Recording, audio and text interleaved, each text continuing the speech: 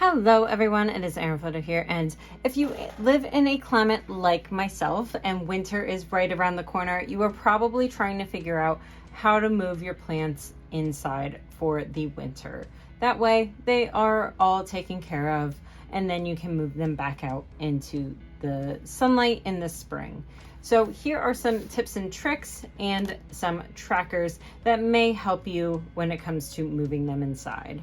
I do have a printable for the tips and tricks, so definitely go check those out in the blog post. The first tip I have is temperature. So it is nice to acclimate them. So when it comes to moving your plants inside, you want to start moving them once the temperatures hit around 45 degrees Fahrenheit or 7 degrees Celsius at night. So some of these tips you're going to do prior to that, but that is the cutoff window, is right around that 45 degrees Fahrenheit is when they actually want to be moved inside.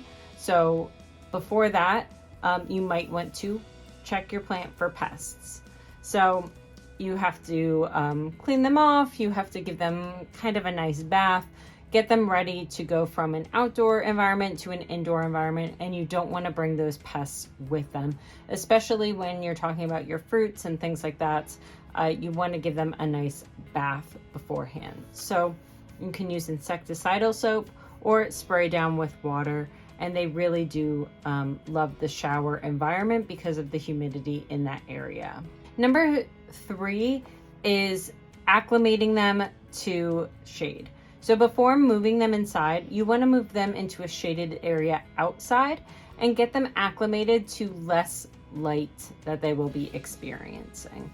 So move them into a shaded area closer to the home, and then that way they are getting ready to have less natural light in their environment. Because of course, when you're moving inside, there is going to be less light. You can always substitute that with growing lights, but it is really helpful to get them acclimated just in general because there is less sunlight in the winter. Number 4 is less water. So make sure you water them enough from keeping them from drying out, but make sure you are also cutting back in the winter. They are not high producers in the winter, so they are not going to need as much water. This definitely varies based on plant to plant, which is where these trackers come into play. But overall, they are going to need less water in the winter, so you kind of have to move them off and shift them off of a high water schedule into a less water schedule. That way they still thrive. Number 5 is light and humidity. This is one of the things I talked about. Consider a growing light if you have them inside, especially if they are fruits and vegetables and things like that. And you can also add a humidifier or mist the leaves through your winter. So if you are ordinarily running a dehumidifier in your house, you may consider getting a humidifier to bring some more moisture into the air in the winter months. Number 6 is creating a water schedule.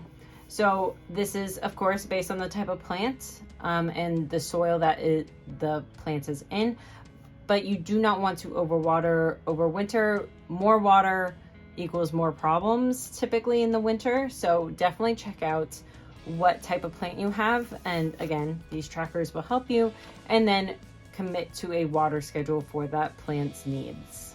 Number 7 is to reduce feeding in the winter. So you want to occasionally give it some fertilizer, give it a little bit of boost, but overall let the soil be free, let it have less water.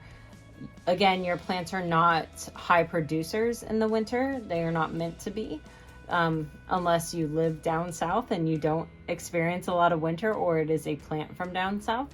So definitely make sure you are reducing your feeding amounts over the winter, and then you can start to ramp it up in the spring again. And I mentioned this a little bit earlier too, but give them a bath.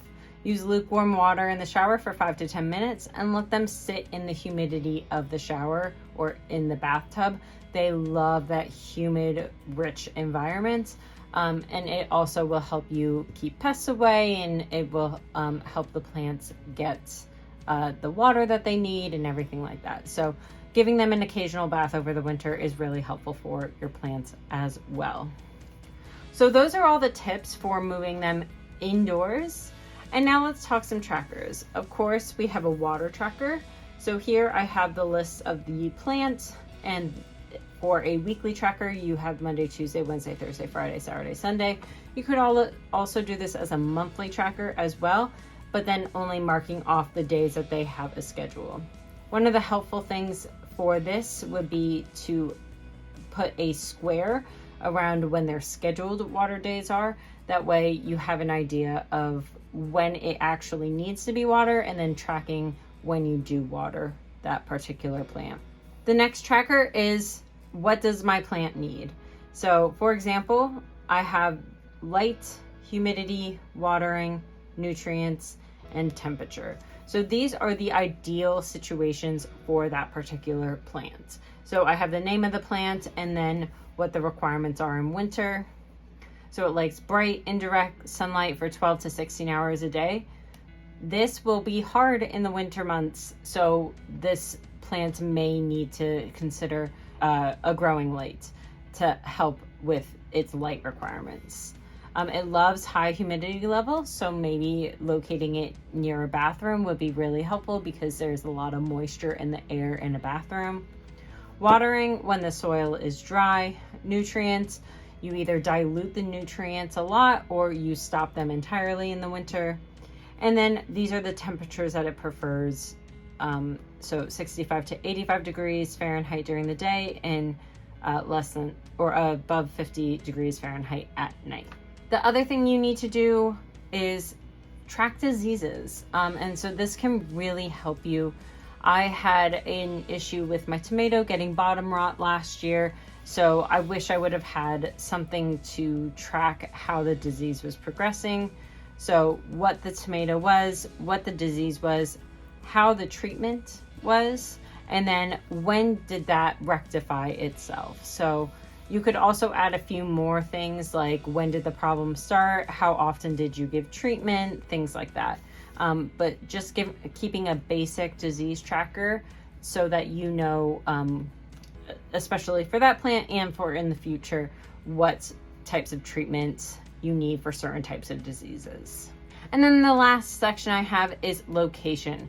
So where are all of your plants, especially if you're moving them indoors and you're not used to where they are or where they need to be because of certain requirements that they have. For example, I mentioned that this plant likes high humidity levels, so maybe this would be best by a sun or by a window in your bathroom. That way it's getting a lot of light.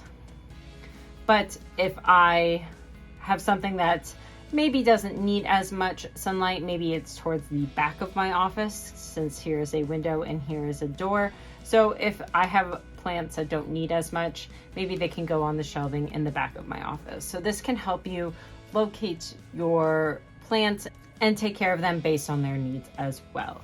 So those are all my tips, those are all my trackers, and I hope that this video was really helpful for you moving them indoors. And remember, there is a tips printable for you on the blog post and some more information related to this topic. So definitely go check out the blog that is linked below. You can definitely check out my channel at Erin Designs, and I will see you next time. Bye everyone.